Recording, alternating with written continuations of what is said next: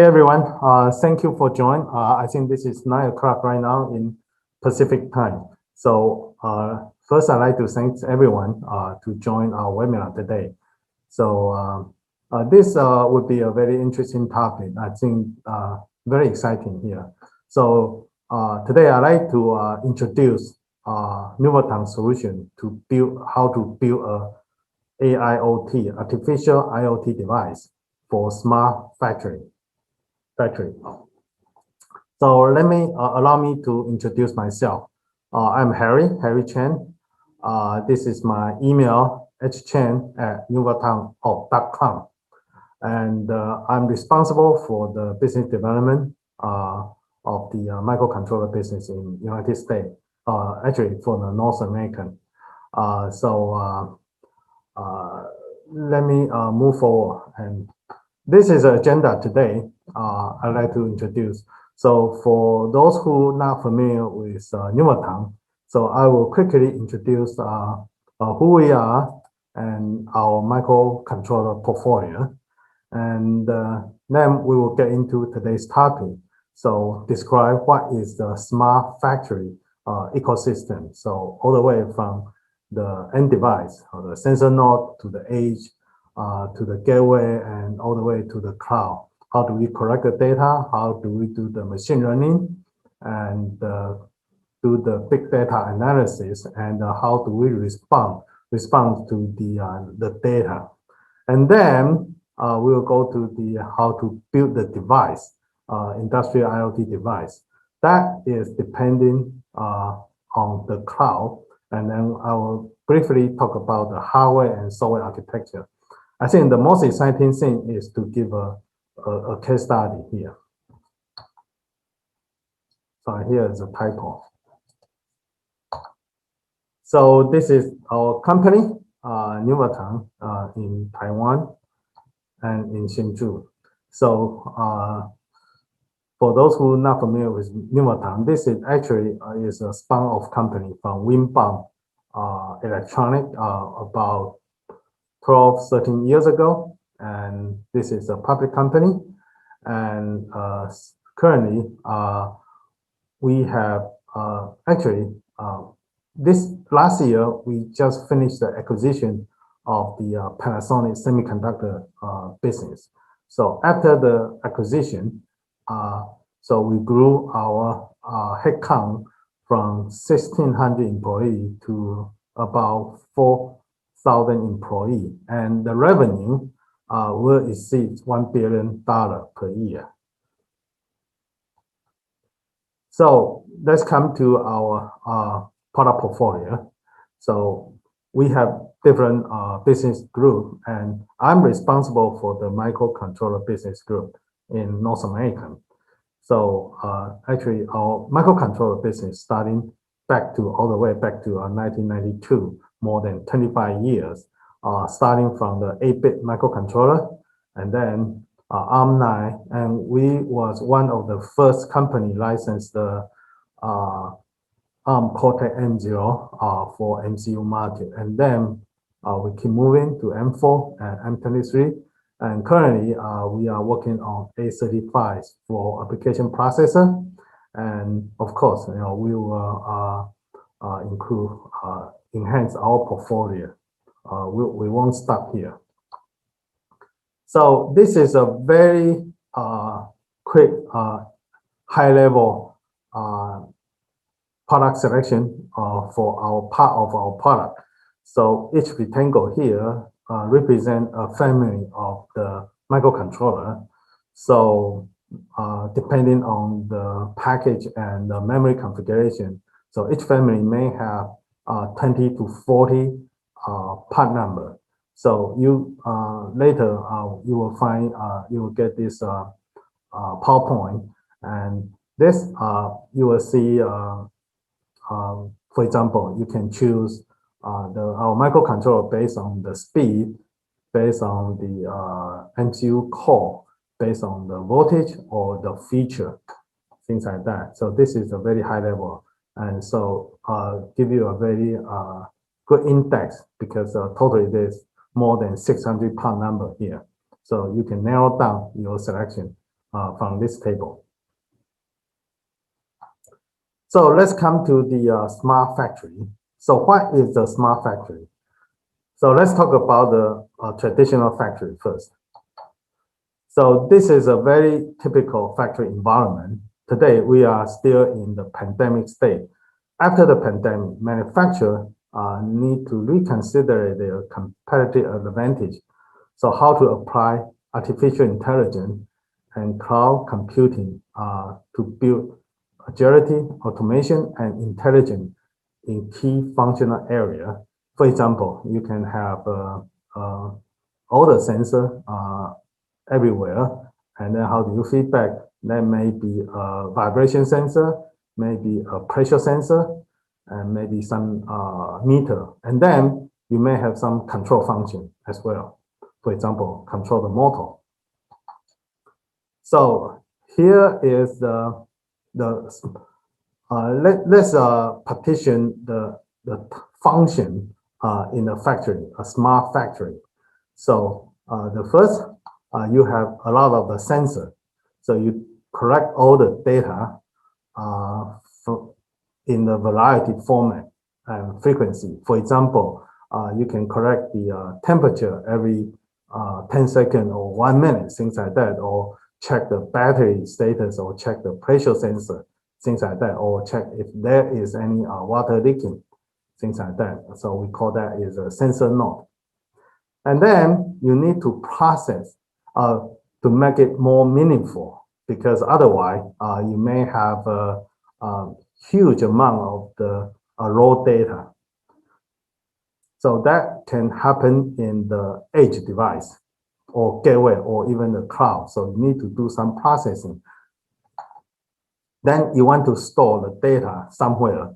You may want to store the data in the edge. Maybe we call that gateway or hub, or maybe in the cloud. So how do you store? So that you may have different consideration. So then you want to analyze the data, and maybe you just simply run the SQL query to check the data, or you want to use some pre-built model to do some machine learning to analyze the big data you collect and store in the storage. So you can do this machine learning and then create a model. And then once you have the model, you can push back to the all the way to the device or to the edge, or then based on what you collect the data, then you can integrate with the production and maintenance system to improve the operation efficiency. So for example, you may want to control the motor or something, or maybe a alarm in the factory machine. So let me use the other way to present the factory. So from the very end, you have sensor node or end node device. So that means you may have connect to many different sensor. And then previously we talked about the control device. Based on the feedback, you want to make some reaction based on what you collect and the model you create. And then the sensor node may connect to the network cloud directly, or maybe go through the hub. I will use more example, the case study to present, and then maybe go through the smart gateway.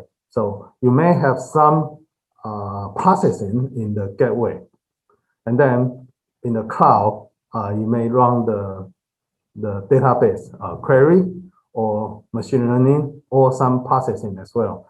So it really depends on what you want to do. So you may have a different variety, option you can do here.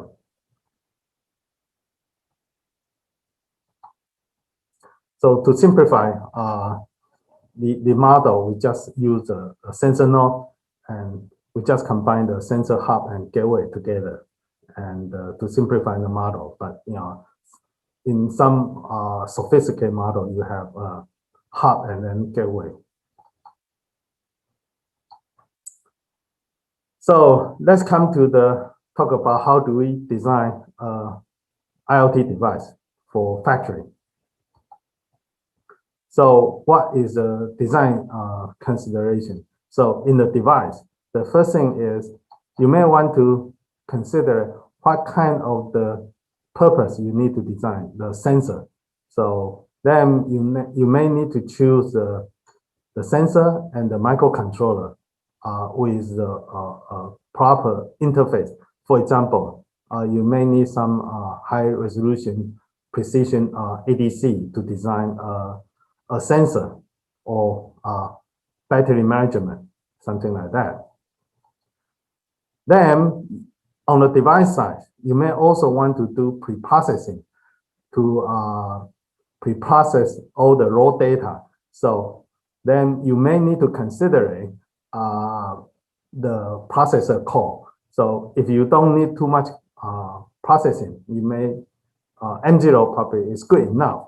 But if you need some more sophisticated pre-processing, you may need the M4 or even higher computing power. So in a case study, I will use the real case to explain more detail.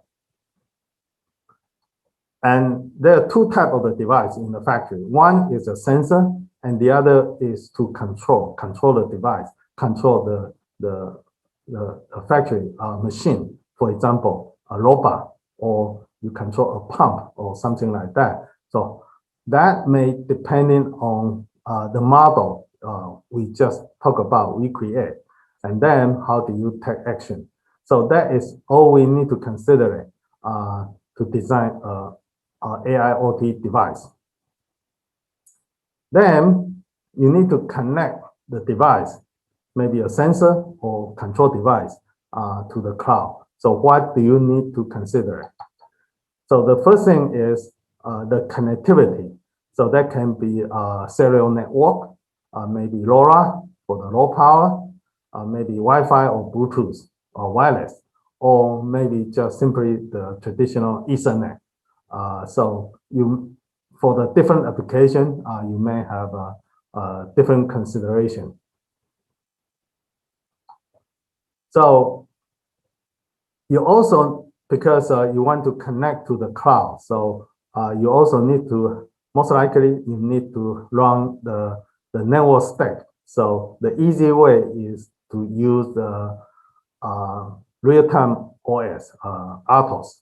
So here, the most popular one may be the ARM embed or FreeRTOS from Amazon, or Azure RTOS. The Azure RTOS is from Microsoft. Maybe not many people familiar with Azure RTOS. So, but if I talk about this is ThreadDesk, because Microsoft acquired ThreadDesk about 2 years ago. So they renamed to Azure RTOS. So then I think probably you will be more familiar with this solution. So you need to have RTOS run on top of the device. Then you may connect to your private cloud or public cloud. So for example, Amperian or Amazon AWS or Microsoft Azure Cloud. So that is pretty much all the components you need to consider to build a device. So let's talk about from the software perspective. So this is a very typical IoT software architecture. So RTOS, like I say, become a must to implement IoT to cloud connection. There are quite a few RTOS in the market. I just mentioned the FreeRTOS from Amazon, Embed, and Azure RTOS.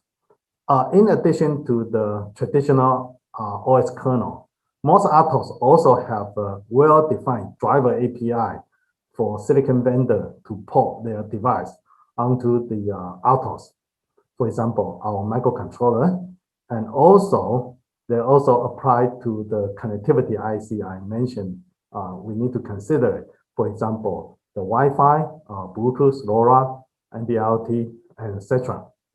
And furthermore, this RTOS release also consists the network and security stack, such as TCP, UDP component, and on top, you implement the MQTT or COAP for the IoT protocol. And security is also very important. So these RTOS also have a TLS or SSL, so you can build a secure connection to the cloud. The reason Amazon, Microsoft, and the ARM, they own these RTOS is to make it easy for developers to connect their cloud service. So these RTOS also provide their own cloud-specific library. So like here, so you can easily connect to the cloud. So for example, if you want to connect to the AWS, I think probably the easy way is to use the free RTOS. The overall IoT software architecture looks very, very complicated, much more complicated than the traditional microcontroller software architecture. So actually, it is. However, microcontroller like Nuvoton and RTOS vendor like ARM or Amazon have done all the heavy lifting job for customers. In fact, the development effort can be less than previous traditional microcontroller software architecture. So developers can focus on their innovation and application development. So you can look at, as a developer, you only need to focus on the user application area here. I highlight here. And you don't need to worry about the hardware underneath and the very sophisticated IoT communication in between. So because all these are already decoupled by the RTOS. Let's use the RTOS and the Azure RTOS as an example. So that already encapsulates all the hardware details, including the microcontroller and connectivity IC. For connectivity, no matter which connectivity module you choose, Wi-Fi, Bluetooth, or LoRa, or NB-IoT, etc., or from the different vendor, Qualcomm or Broadcom or MediaTek or Realtek, you can easily find the corresponding driver in the RTOS or open source community. So you can consider that is already the inbox driver from Azure RTOS or embed or free RTOS. So you can always select the most competitive solution, such as Nuvoton's IoT microcontroller platform at any time. So meaning you can use even you use any other competing advantage, competing microcontroller today, you can switch to Nuvoton platform with a minimum effort.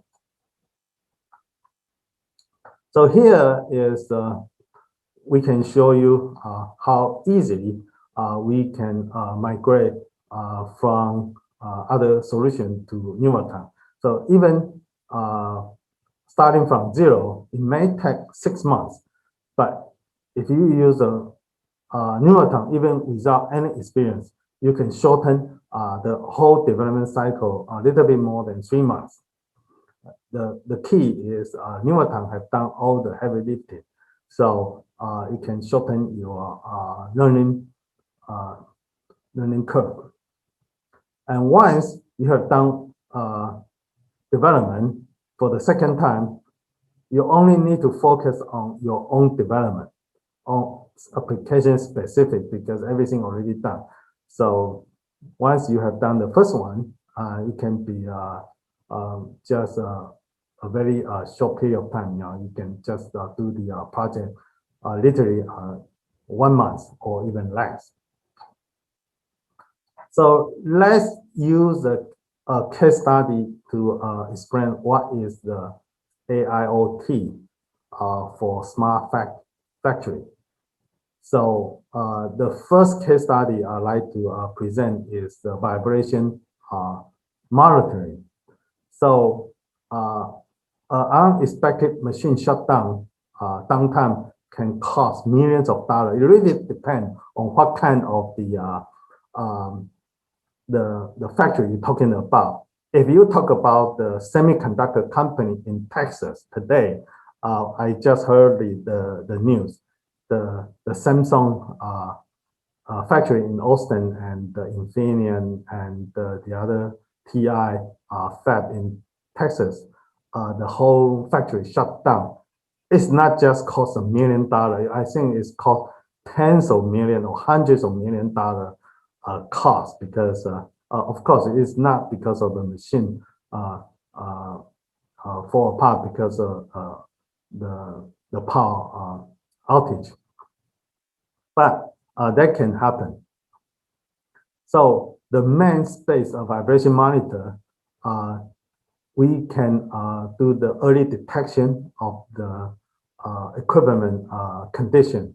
So for example, you talk about if you have a normal vibration, you can predict, well, it probably is about the time to do the maintenance or minor calibration. So here is a figure. You don't want to go to the breakdown maintenance. Actually, it's not maintenance anymore. It's just a repair. You don't want to see the machine heat up and even get the smoke. You never want to go there that far. So you want to do the maintenance in the green one here, predictive maintenance. You want to do the predictive maintenance. Once you detect some vibration signature, maybe show some early indication.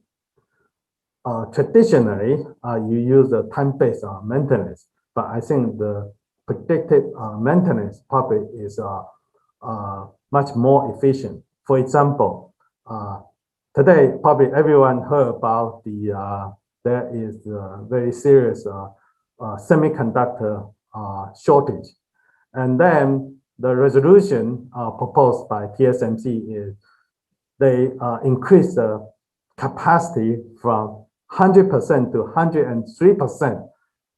How can they increase the capacity over 100%? Well, if they can do 100%, then the 103% should be 100%, right? So that is everybody's question. Actually, they use the time-based, they consider it the routine maintenance. So they take it out and then they set it as 100%. So by removing some maintenance, and then they can increase the capacity. But this is very, very dangerous. How do you do that? So you have to have some mechanism to predict that maybe gets 2 or 3 more % of the capacity. So that is very important to predict. For example, you need to maintenance a machine in 2 weeks, for example. If you can increase the maintenance period from 2 weeks to 3 weeks, then you gain a lot of the capacity. But this is very, very dangerous. But if you can do some prediction, then this is still safe. So that is how semiconductor company can increase the capacity more than 100%. So here is the AI solution. We working with one of our customer. Our customer are making the sensor, the MEMS sensor or G sensor, so you can detect the vibration. So you can apply this sensor on the motor, on the pump or robot. So for this cooperation, we provide 2 solutions. One is for their sensor node. So we use the M487 conjunction with their main sensor. And then we also have a sensor hub that we use the NUC 980, which is an ARM9-based microprocessor. And because they need to do some pre-processing, because if you don't do the pre-processing, then the data, this unstructured data will be huge. Raw data will be too much for process later on. And then for this particular example, we connect to the Microsoft Azure cloud. And then we run the machine learning on the Microsoft cloud. So you do the self-training, big data analysis, and create a vibration model. So then, based on this model, we can get the health index. So I will explain more detail. So let's talk about the sensor node. We work with this our customer. So this is actually this is a real product. So we use a M487. Like I say, we have a accelerometer and temperature sensor here. And then we have IS485. So that is Modbus. We can connect to the hub. So for each sensor, we have IS485 and to correct the data and do some data correction. So you may want to ask, why do we need the M4? You do need the processing power on the sensor, but if you don't need that much intensive computing, M0 probably is good enough. But I will explain why we need the M4. So this is a sensor hub. We're working with our customer. So this is based on the NUC 980. So for this particular design, we support, actually, we can support, the silicon can support up to 10 UR or IS485, but for this particular design, we have 5 IS485. So you can connect to 5 sensor, maybe in a machine. And here you can see this is a chip board we provide. And this is our standard reference design. So basically, this is a very simple UR to Ethernet bridge. And so our customer just extend this to just take our standard reference design and make it UR to Ethernet hub and connect to the cloud. And the beauty is we have 2 Ethernet. So why do I need 2 Ethernet? One connect to the cloud and the other one for device monitoring. So how do we apply this in the factory? So I keep saying the semiconductor, and because Nuvoton is a semiconductor company, the beauty I'm presenting today is, one, we are the customer to this men's company, but also, we are the vendor for this men's company, but we are also the customer for them, because we also, that is the beauty of this presentation here is we use our product to improve our product. So we buy, because Nuvoton also have fab, semiconductor fab. So we buy this sensor and hub and install in our own fab, in our own factory. So how do we use it? So each hub connect to many sensor node here, and then we connect to the cloud, like I presented earlier. So here are some examples. We put this sensor node in different machines.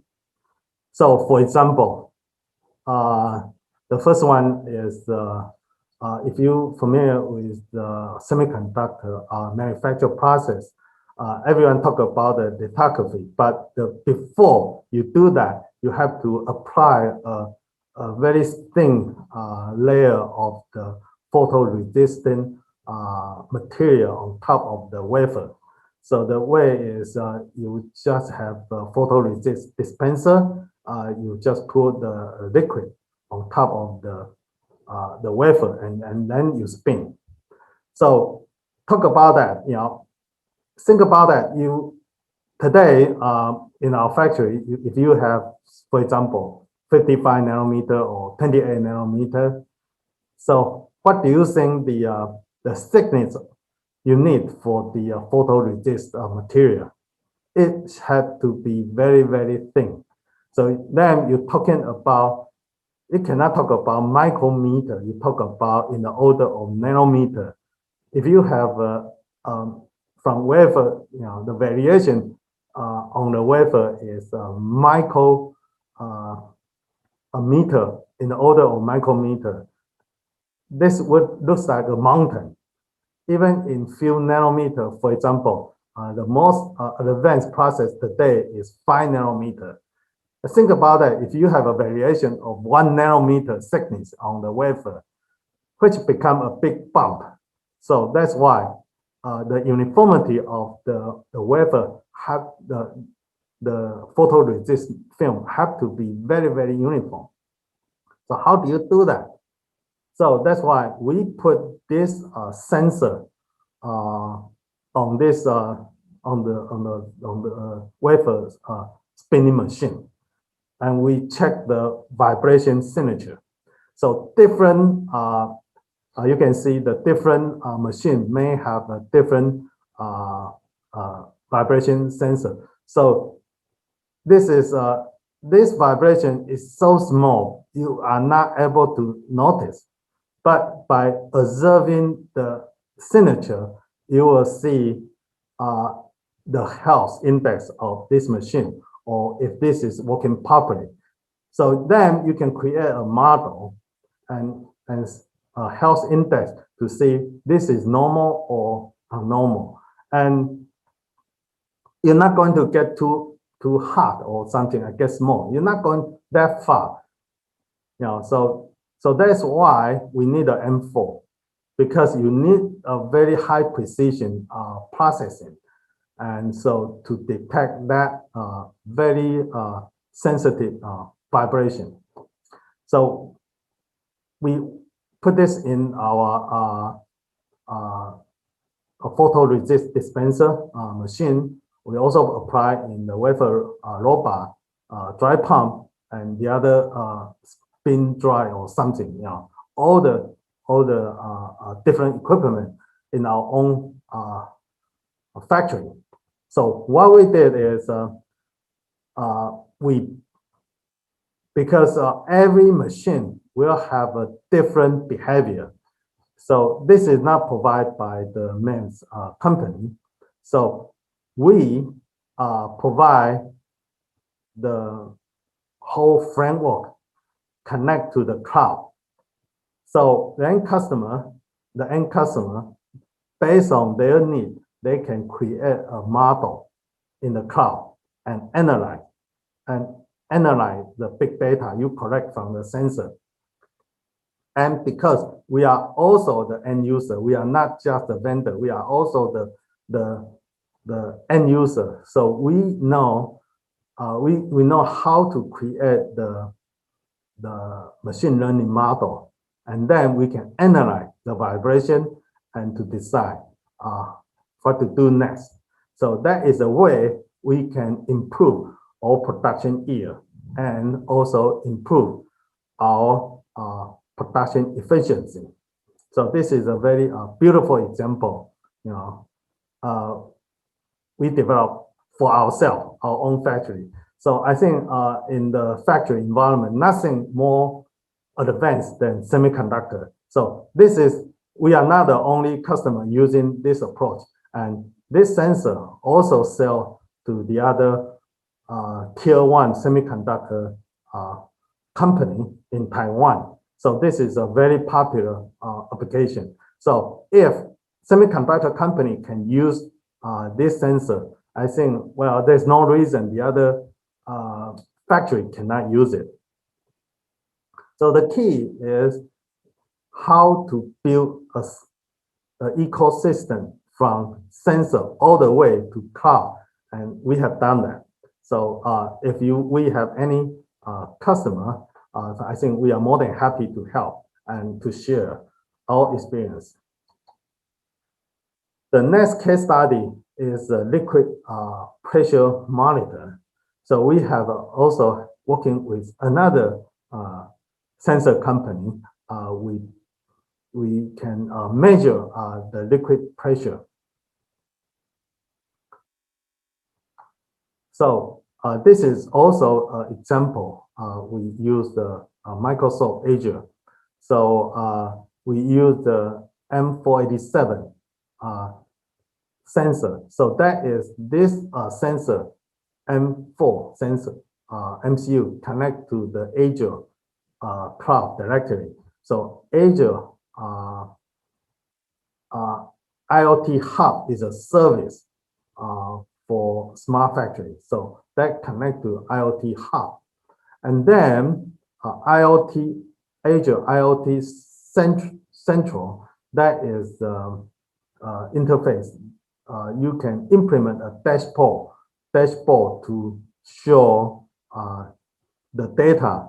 So we already done this framework. So similarly, if you want to do the big data analysis, you can use Azure, the machine learning tool, which is on the cloud, to retrieve the data from the IoT Hub service. And then you do the big data analysis and create your own model. So I think that is another case we have done. So, and here, this is just a very simple example. And then you create a dashboard and then show, you can go back to here and on the PC. This is not connect to the board directly. This M487 go to the Azure cloud, and then we monitor, create the dashboard on the PC. And this is a monitor from the Azure cloud. So that is just one of the example we use. So let's talk about how we can implement the sensor hub or gateway. So the one we use on the main sensor hub is this one, the Chili board, which is ARM9 based. So this is run on top of the Linux RTOS, and we can connect to the AWS. In addition to the Azure we talk about, we can also connect to the ARM and AWS. And same thing, we have the other platform. So use the other reference design. So you can order our, depending on what you want to do. So you can order our development board. If you need only a lightweight sensor hub, and you prefer not to use the Linux, use the RTOS, and then you can choose the M487 to implement your sensor hub. And sensor node, we also have many different options. For example, we use in my previous the case study, we use the IoT M487, this evaluation board, to develop the liquid pressure sensor. And we also have the other reference design platform available. So for example, if you need more additional security feature, I would suggest use the M23. You will have a trust zone. And if not, you can use the 263. If you need a very lightweight and very cost effective, and you can use the M252 development platform. And here is an example. We already certified in the Amazon, and this one is particular one is like I say, we have not only the platform, but also we add the connectivity. So for this particular one, we integrate with the serial network, and this serial kit is certified in AWS. It doesn't mean you have to use this particular serial network. It can be LoRa, or you can be IIoT or the other. But this is just happen to be one of the example. And another one, this is this platform also certified by Microsoft, the IoT plug and play.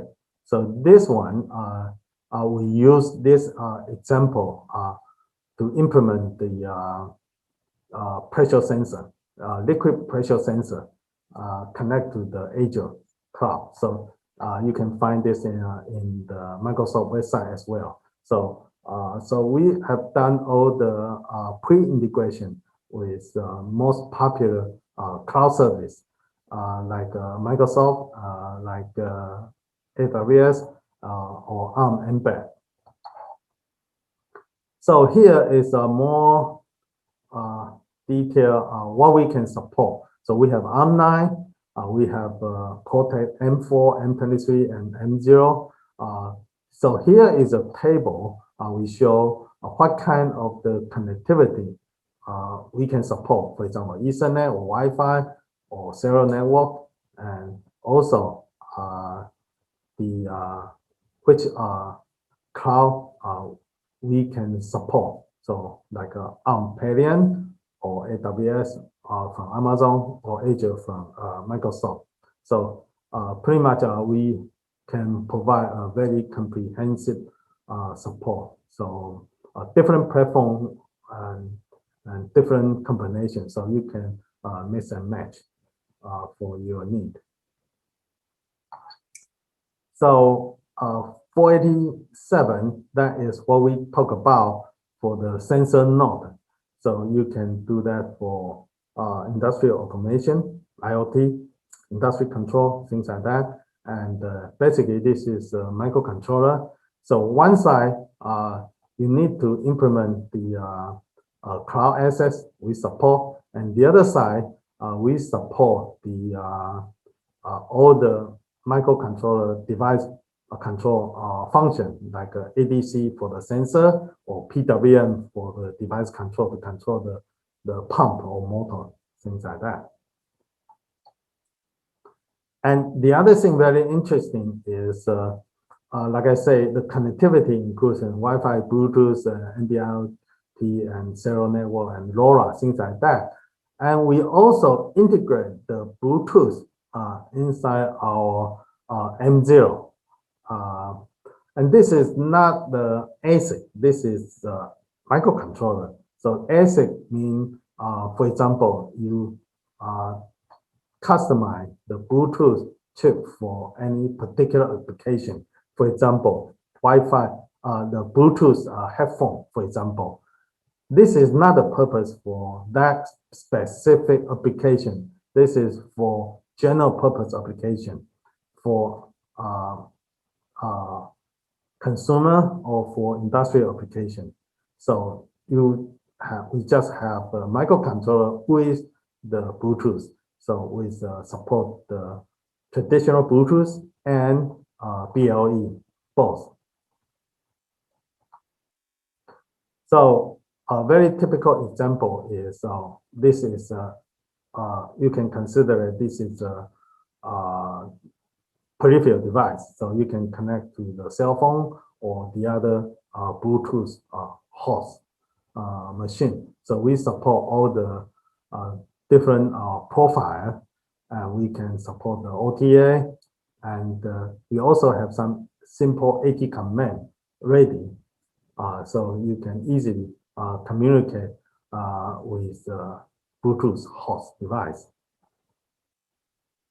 So in the industrial application, I think the most important probably is the pass-through mode. So you just pass through the data to the sensor hub. So if you need wireless sensor in the factory, this N031BT would be a very good candidate. So that is all my presentation today. I think we already spent quite a lot of time, 45 minutes. So if you have any question, I'm more than happy to answer. And so you can send me the email directly, or you can go to our website and technical support.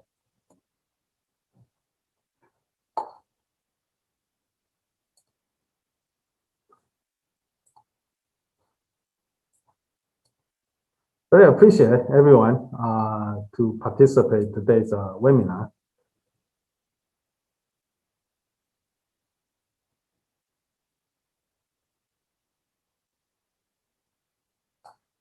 So that is very appreciated, and so I think this is the end of my presentation. So if you have any question, so I will leave it here and just send me an email, drop me an email at hchen@nuvoton.com. So if you are interested in today's presentation, I can prepare a PowerPoint for you. Just drop me an email.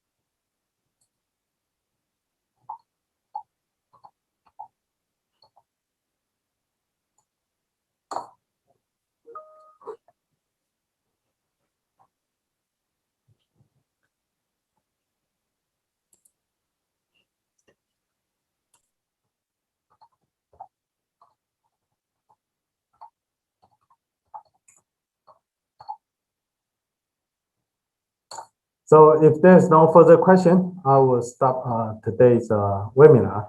And thanks again for your participation. Okay, bye.